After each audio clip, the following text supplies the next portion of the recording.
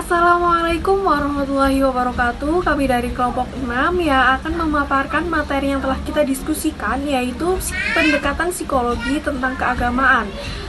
Tentunya teman-teman semuanya sudah tidak asing ya dengan kata psikologi. Psikologi itu apa sih? Psikologi itu ya ilmu yang mempelajari tentang gejala kejiwaan. Tapi bagaimana sih jika psikologi itu dihubungkan dengan keagamaan? Terlepas dari pengertian agama ya teman-teman, dari dalam kajian ini menurut Zakia Darajat, terpentingnya itu adalah bagaimana sih agama itu dapat dirasakan dengan hati, pikiran, dan juga dijalankan di dalam kehidupan sehari-hari. Misal di dalam Quran Surat An-Nisa ayat 58, innallaha ya'murukum an tu'adul amanati ila akhirih. Di situ dijelaskan bahwa kita seorang manusia itu harus bersikap amanat. Semua agama tidak hanya Islam, semua agama itu pasti menyuruh agar kita itu amanah. Contohnya, misal kita seorang mahasiswa diberikan tugas oleh dosen, itu harus dikerjakannya. Itu kita berarti amanah terhadap apa yang diperintahkan oleh dosen tersebut. Materi selanjutnya yaitu objek kajian agama yang diklasifikasikan. Contoh yang dilakukan untuk menunjukkan kesadaran yang ada dalam diri serta dalam pemikiran dan dalam hati yang kemudian dimanifestasikan, yaitu melaksanakan ibadah.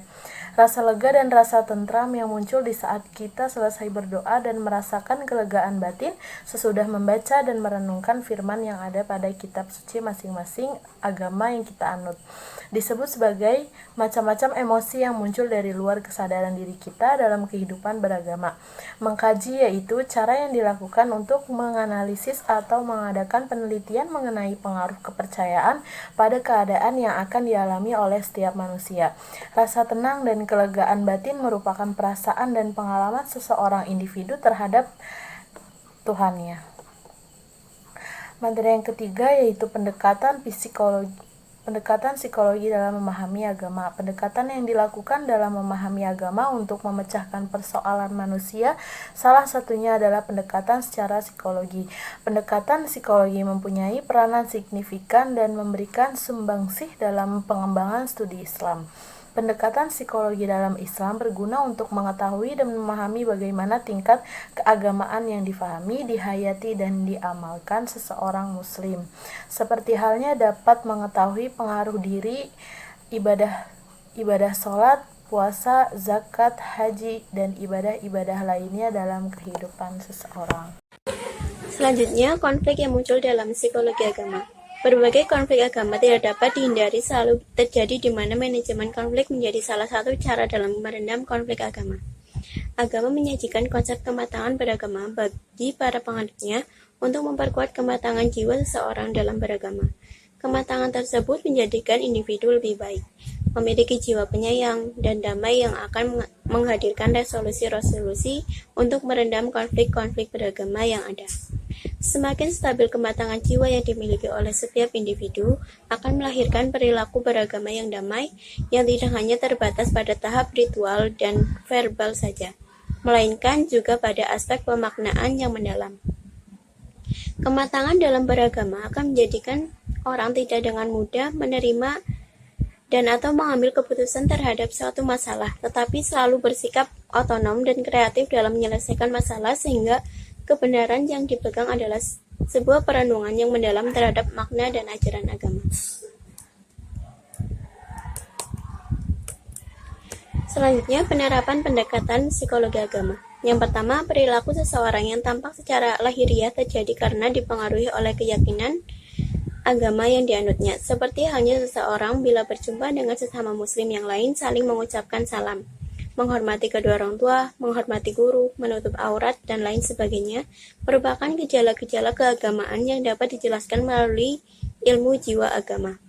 Yang kedua, pendekatan psikologi juga dapat digunakan sebagai alat untuk menanamkan ajaran agama Islam ke dalam jiwa seseorang sesuai dengan tingkat usianya. Dengan berbekal pengetahuan psikologi, maka dapat disusun langkah-langkah baru yang lebih efisien dalam menanamkan ajaran agama Islam baik untuk masa sekarang maupun di masa yang akan datang. Oke, sebelumnya perkenalkan, nama saya Khairul Fahmi. Di sini saya akan menyimpulkan materi yang telah dipaparkan oleh teman-teman sebelumnya. yang mana dapat kita simpulkan bahwa pendekatan psikologi keagamaan sangat berperan penting dalam kehidupan beragama. Mengapa?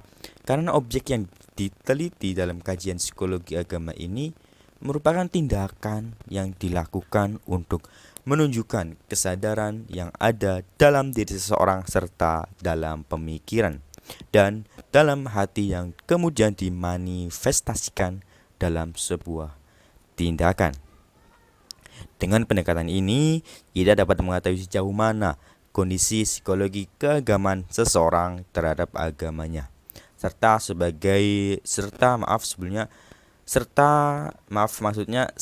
seberapa besar pengaruhnya dalam perilaku kehidupan sehari-harinya.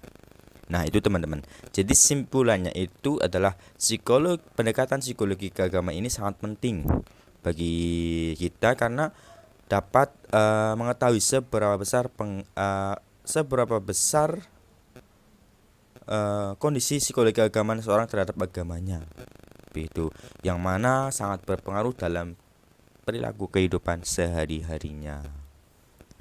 Gitu teman-teman. Semoga bisa dipahami ya. Terus ini ada sedikit tambahan di mana kelompok kami ini menggunakan referensi dari jurnal. Di antaranya itu ada jurnal dari Khairuddin dengan judul Pendekatan Psikologi dalam Studi Islam. Ada juga jurnal dengan judul Pendekatan Psikologi dalam Upaya Manajemen Konflik Agama dari Mersey W.K. dan kawan-kawan. Kemudian ada lagi jurnal dari dengan judul Pendekatan Psikologi dalam Studi Hadis dari A. Darussalam. Kemudian jurnal dengan judul Eksistensi Fisiologi Agama dalam Pengembangan Masyarakat Islam, yaitu dari Syaiful Hamali. Oke, mungkin cukup sekian dari kelompok kami. Apabila ada kata yang kurang berkenan, kami mohon maaf yang sebesar-besarnya. Semoga apa yang kita pelajari kali ini bisa bermanfaat untuk kita sekarang dan ke depannya. Cukup sekian. Wassalamualaikum warahmatullahi wabarakatuh.